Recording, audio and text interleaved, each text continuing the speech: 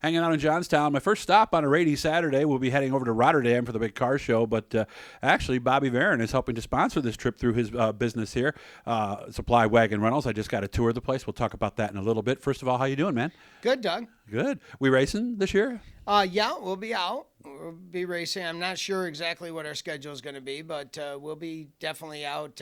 We got Ed Leslie as one of the car owners, and Steve Bailey is the other car owner. So I plan on running Steve's car at Fonda. Okay. How's it look right now? Well, we're getting it together and everything. Getting parts for engines has been a challenge, just like with everybody else. And so we had an issue getting a block for one of the engines that we had an issue with last year. So that's kind of put a damper on things, but we're trying to put it all together. So will we make opening day, do you think? It's going to be tight. It's going to be close. We'll see. Okay. Is everything else all set? You just have to drop the motor in? No, that's part of the deal. Yeah, so we got a ways to go, but we got time to get there. Okay. What is the car? It's a last year's TO car. Okay. All right. It's, a car that Steve had. So. And you've driven this car before? I drove it at the beginning of last year. It was the maiden voyage was opening day last year. Okay. And we have an older Teal car, and then I have a brand new Troyer car that we have from last year. That's sitting waiting for another engine. Yeah, I remember that's the one you had out in the fall, if I remember. Yeah, right? we only ran it a couple of times. Yeah. Okay. Did you like the car? Yeah, very good. Okay. All right. So what would be the ultimate plan? Let's say that Troyer car is ready and the TO car is ready and you have all the spares and stuff you need. How much would you race? Well, it depends. I've got a lot of responsibilities here, and the business takes up a lot of the time. And Saturday's your busy day.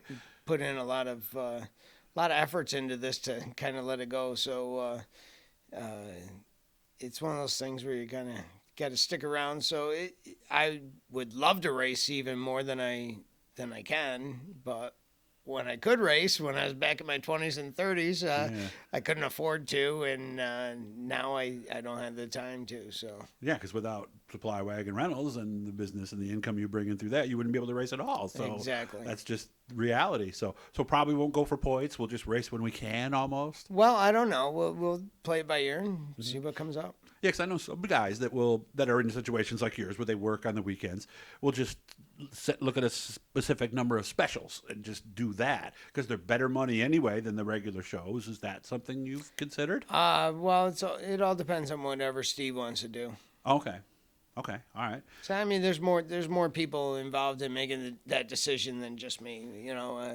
He owns the car, I own the engine, so we'll see what he wants to do, and we'll go from there. Well, how many years has it been since you sold that cow originally and got into racing? Since I started racing, that was, that had to be 35 years ago. 35 years? Okay. So what motivates you Maybe now that more you're in than your that. 50s and you have a business that takes up pretty much, I'm sure, 50, 60, maybe even 70 hours a week sometime. What's the motivation to get in the car and continue to do that? Well, you get a passion for racing. It gets in your blood, and it's stuck there. But I got to tell you, it's kind of weaned off from it a little bit over the last few years. Racing doesn't seem to be as exciting for me. I really feel like the cars and the technology have taken some of the driver out of it, so it's more machine and more money, and you got to spend more money to keep up with what everybody else is spending, and the rules change, and so then you got to spend a bunch of money to go from big block engines to small block engines, and for the big teams it's not too difficult of a transition because they were probably running multiple divisions, but when they quit running big blocks in your area, that was the only thing that you could run, and then they switch over to the small block being the preferred engine. Not saying that big block still can't get it done, because that's what we're planning on opening the season with. But, I know at the end of Utica Rome, a lot of big blocks were winning races there. Yeah, so.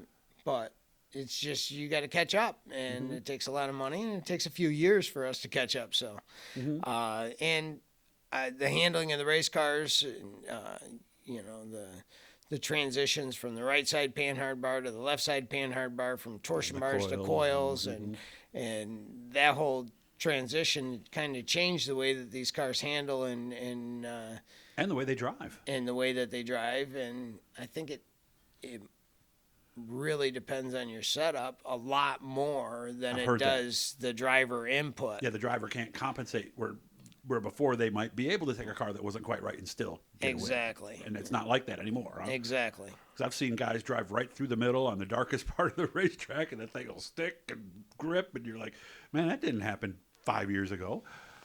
Yeah, it's a whole different driving style. Yeah, and also the setups. I heard the sweet spot is smaller. Is that true too? Well, I haven't found it. Okay, so you're still. So when you do, get back to me. Give me a shout and let me know how you actually found that. Let's talk a little about the business here, because he actually walked me through it. I was expecting, like some excavators and maybe some stuff for people who are in that type of business. Maybe like people who are what's the word I'm looking for? Who come in and do all the groundwork first. What's that called again? Like, we want to take this field and turn it into a business. There's people who will come in and run the stuff under the ground and take care of that. I thought that was that land clearing. Yeah, I guess I thought that was it. But you're set up for a lot of big venues and weddings and gatherings and banquets and things like that. And that's a large part of what you do, isn't it? Yeah. Well, we have the excavators. We have some bulldozers. It's not the really big projects that we're looking at. We more gear towards the you're small not like the contractor Bobcat dealer who's going to come in and rent you this for 3 weeks or a month. We do monthly rentals. Oh, you do? There's a lot of guys that'll rent excavators for monthly rentals, and definitely rent the 40-foot, 60-foot 4-wheel drive all-terrain lifts for months at a time, sometimes 6 months at a time. Okay. So we do get some of those rentals, and we have the tractors and all the attachments and the skid steers with all those attachments and, dingoes. And then we have the small tool department where we rent out, walk behind brush hogs and trenchers and postal loggers and, all that kind of concrete tools and lawn tools, aerators, sod cutters, and, all that kind of stuff, concrete tools as far as the bits for drilling through walls and core drills and stuff like that. And so we have all the small equipment for small tools. And then we also got into doing the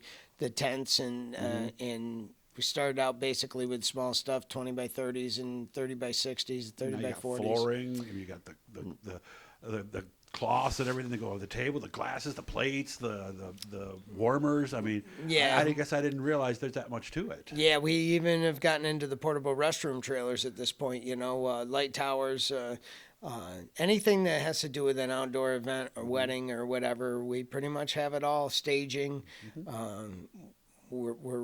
We just kind of keep expanding and moving forward. Danny's done a great job with expanding, and it's just we need more help to be able to get all the work done. So. Yes. Yeah, because I can imagine with all this stuff and everything you're doing, I don't know how you race at all. Only about a minute left. So Danny will be racing this year too? Yes, he's going to be racing the Max Russ car for the modified, and then he has a sprint car that he's going to be running a limited schedule with that. All right, well, thanks for having me out. I'm going to be back out this summer. We're going to grab a piece or two of equipment, and I'm going to, because I don't know how to do this, Bobby knows this, but he's going to show me how. So I'm going to show you how easy it would be for you to maybe use some of this stuff. And we're going to learn about equipment and how to do things too. So we'll be back when the weather's warmer. I appreciate your help on getting me out to the mall today. Thank you very much. Thanks, Doug. We'll be back soon, okay? All Take right. care. Hit the blue E, guys. Subscribe. Turn on the likes, notifications. Where is it? There it is.